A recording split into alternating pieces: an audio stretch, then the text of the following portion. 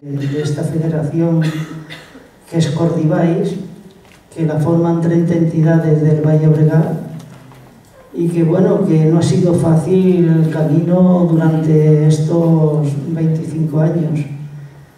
Nos unificamos para unificar todas las fuerzas de la comarca para pedir los servicios necesarios que hacían falta en la comarca.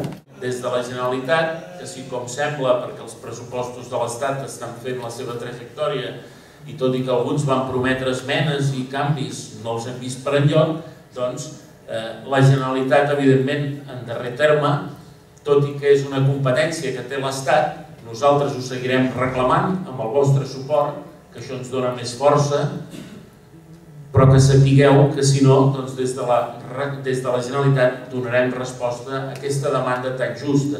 Però a mi m'apropa com a Rosa Cadenes, m'apropa perquè es dediquen a les persones, perquè fan programes que potser no són els més llaminers i són els que més costa dur a terme, que són el treball en suport, que són la integració, la inclusió i els temes de lleure.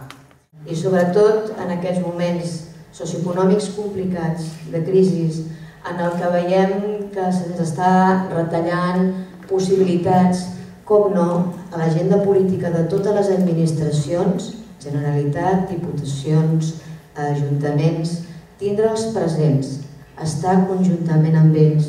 I en aquest sentit Cordibais és un exemple, no? És un exemple d'enfortiment, de dinamització, d'associacionisme a l'entorn d'això, en aquesta àrea que conforma aquesta comarca del Baix Llobregat i de tot el pilot d'entitats que conformen Cordibais.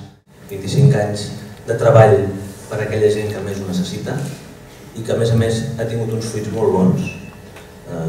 Prova d'això, Josep, estem aquí totes les administracions treballant en xarxa, en col·laboració plena, perquè això pugui anar més enllà. Hem d'agafar amb realisme el que estem vivint, però alhora també fer aquest camí amb il·lusió i entusiasme i esperança cap al futur.